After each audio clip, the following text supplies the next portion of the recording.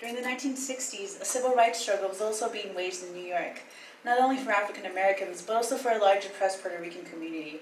The Young Lords was an organization formed in the late 1960s that, inspired by the civil rights movement, sought equality and justice. Organizing around the struggle to integrate New York City public schools in the 1950s, Denise Oliver, an organizer from the Young Lords, emerged as a strong female leader in the anti-racist movement. Along with a large body of women in the organization, she not only challenged the racism rampant in New York City, but also fought to eradicate the problems of sexism within the organization, and her role opened the door for an open debate around female oppression in society and within the group. Following Oliver's election or participation in the group, a women's caucus was formed within that organization.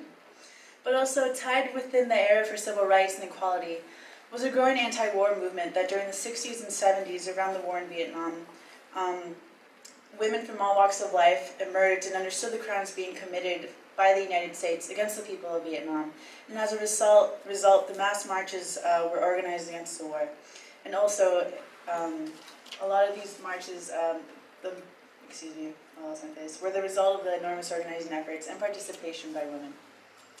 It was these mass mobilizations and the struggle by women, men, students, and veterans that ended the U.S. war against Vietnam, along with the heroic resistance of the Vietnamese people against two of the world's leading powers. The Vietnamese fighters refused to accept colonial occupation no matter what the cost. The movement played a key role in limiting to a degree what the U.S. war makers could do in Vietnam. The movement impacted what was greatly strengthening by a growing number of anti-war servicemen and women. And by 1971, nearly a quarter of the U.S. military had deserted or was AWOL. Buoyed by a rising tide in civil rights victories and people's struggle, from black liberation to the anti-Vietnam War movement, the so-called second wave of feminism erupted at the end of the 1960s and the early 1970s. Women loudly took to the streets with mass marches and bold disruptions of sexist business as usual. Women gathered in, quote, consciousness-raising groups where they continued their experiences of daily life. In such group, the personal and political became a key phrase as women realized that sexism was expressed in everything from unequal pay, to the assumption that a woman office worker would make coffee, to the expectation that women would be the primary care person for children and family. Through this expression of consciousness raising, women began to identify the issues that affected their lives. Women in every corner of society seemed empowered, stepping forward to demand their rights. The mainstream media and capitalist politicians were eager to paint feminists as, quote, man-haters, intent on overthrowing the, quote, natural order of the sexes. They misrepresented the feminist scathing indictment of sexism by portraying women activists as emotional and irrational.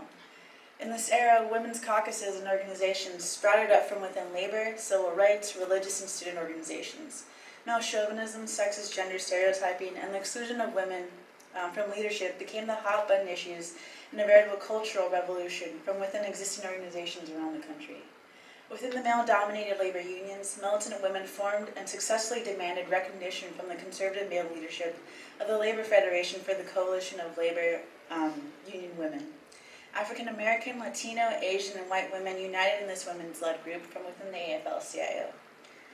Women, even in those progressive groups, were labeled as divisive, or even, quote, helping the enemy by challenging sexist routines. Men were supposed to do the talking, and women were supposed to do the administrative work. But these arguments were blown away by women who were unwilling to step back. Sexist practices which had gone unchallenged, even within the left and progressive forces, were reflective of the culture and practices of society. It was the determination and the militancy of women unleashed by the radicalism of the time that shattered the old boys club mentality. Liberal and radical feminists founded the National Organization for Women in 1966. Now, among its founders, members of the Equal Employment Opportunity Commission, who had been attempting to enforce the prohibition on sex discrimination mandated by Title IX of the Civil Rights Act of 1964. The focus of now and other liberal feminists has always been on winning reforms through legislation and the courts. As the 1970s unfolded, Roe v. Wade represented a major victory for women's rights to control their bodies. The following year, the Hyde Amendment was passed, prohibiting the use of federal funds to pay for abortion, effectively making abortion inaccessible to women on Medicaid. While now and other liberal groups protested the Hyde Amendment, it was not a major focus of their organizing. This lack of attention to the concerns of poor and working class women and women of color became central to the critique of second wave feminism. Similarly, liberal feminism was slow to be inclusive of lesbians. Now founder Betty Friedan instead sought to distance the organization from what she deemed was the, quote, lavender menace, excluding pioneering lesbian group, the Daughters of the Lightest, from the sponsor list for the first Congress to Unite Women in 1969. But it's not all about problems. We are making gains, and those gains have to be part of our perspective in finding a way forward.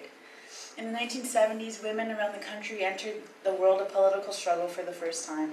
They won important victories, dramatically shifted many people's consciousness, and sparked critical debates about male supremacy in the people's movements and society at large. One of the lessons of the 1970s for the women's movement is that progress comes from mass struggle, and not from relying on politicians. Women need a social revolution, and thus must seek to build organizations and alliances with poor and working class men and women, movements of the oppressed nationalities, and the movement for LGBT equality, in a united struggle against the system that oppresses us all. A new women's movement, linked to a new economic justice movement, is emerging today in response to the attempts of the right wing to reverse the gains of the past 40 years. That same in-your-face spirit of struggle that characterized the 1970s radical women's movement will return with it. You will not be pushed back. If you look at where we are in a historical perspective, we have won a lot.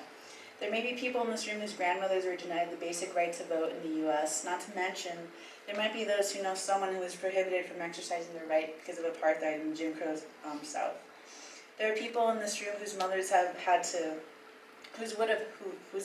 have had to resort to dangerous back alley abortions if they faced a pregnancy that they were not prepared to see through for whatever reason.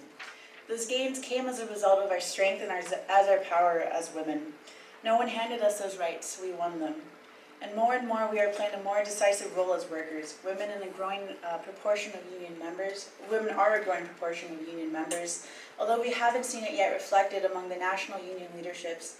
More and more women are in the workforce.